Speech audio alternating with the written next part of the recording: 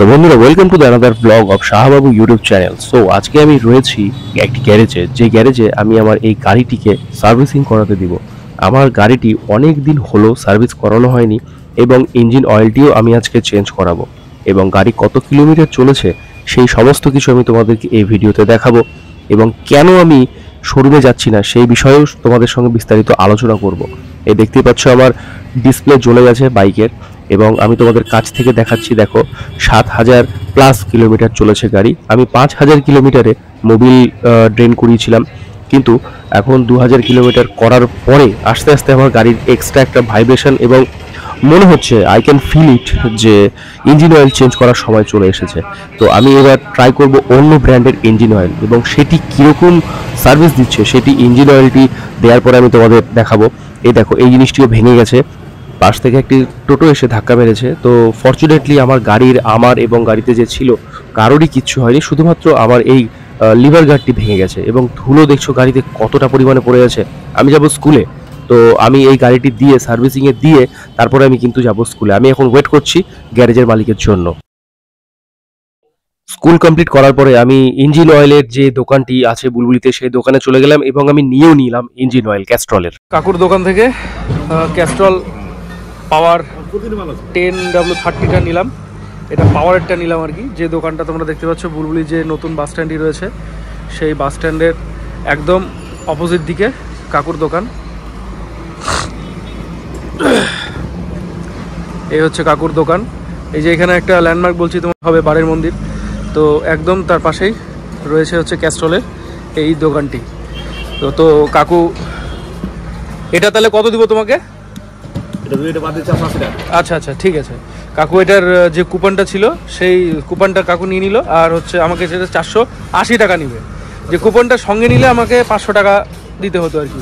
তো কুপনটা যেহেতু কোনো কাজের না, আমার জন্য কোনো কাজের না, আমাকে আবার দিতে আসতে হতো কাকুর কাছেই, তো সেই জন্য আমি একেবারে দিয়ে দিলাম। তাহলে 480, তাই না?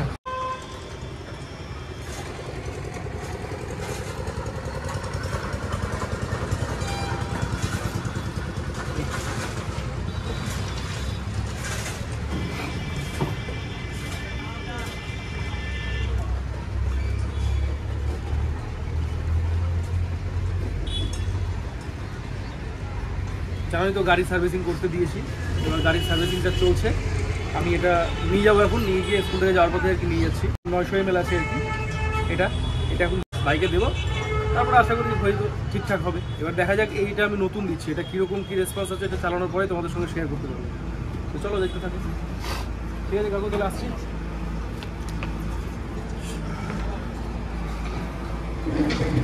এখন আমি এখান থেকে টোটো ধরবো এবং টোটোতে করে আমি সোজা চলে যাব আইহো। বুলবুলির রাস্তা দেখো, ভিডিও দেখে তোমরা বুঝতে পারবে যে রাস্তা কতটা বাজে, এতটা শেকি হচ্ছে ভিডিওটা বলার কিছু না। টোটোতে উঠে গেছি, আমি একাই রয়েছি এবং আমার হাতে ব্যাগ রয়েছে, ব্যাগের মধ্যে রয়েছে ইঞ্জিন অয়েল। রাস্তার কন্ডিশন এত বাজে ভাই, কি বলবো। কবে যে রাস্তাটা ঠিক হবে বুলবুল চণ্ডীর, আমি সত্যি ধন্য হব সেদিন।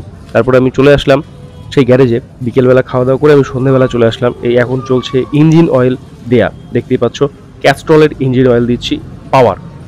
আর কোন কোন ইঞ্জিন অয়েল বেস্ট হতে পারে আমার বাইকের জন্য, 125cc বাইকের জন্য, অবশ্যই নিচে তোমরা কমেন্ট করে জানাতে পারো যদি কেউ জেনে থাকো তাহলে। আর কে কে কোন কোন কোম্পানির ইঞ্জিন অয়েল ইউজ করছো সেটাও কিন্তু অবশ্যই আমাকে জানাতে ভুলবে না।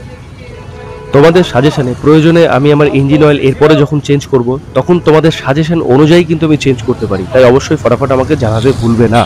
এবং এই ভিডিওটি তোমরা কোথা থেকে দেখছো, কোন প্রান্ত থেকে দেখছো বিশ্বের, অবশ্যই সেটিও জানাবে। ইঞ্জিন অয়েল দেওয়া হয়ে গেল এবং দেখো আমার বাইকের যে আগের ইঞ্জিন অয়েলটি ছিল, যেটি আমি দিয়েছিলাম টিভিএস কোম্পানির এই ইঞ্জিন অয়েলটি, সেই ইঞ্জিন অয়েলটির পরিস্থিতি দেখো, দেখাচ্ছি 1 মিনিট, হোল্ড অন।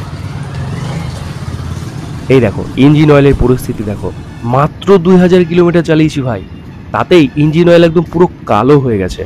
মানে টিভিএস কোম্পানির ইঞ্জিন অয়েলটা আমি খারাপ বলবো না ভালো বলবো আমি জানি না। প্রথম পারফরমেন্সে কোনো রকম কোনো ইমপ্রুভমেন্ট দেখিনি, মাঝখানে একটু ইমপ্রুভমেন্টস ছিল। এই ধরো 1500 কিলোমিটারের পরে মানে শেষ 500 কিলোমিটার যেটি থাকে সেটি একদম ট্রিমেন্ডাস বাজে ভাই, ট্রিমেন্ডাস বাজে।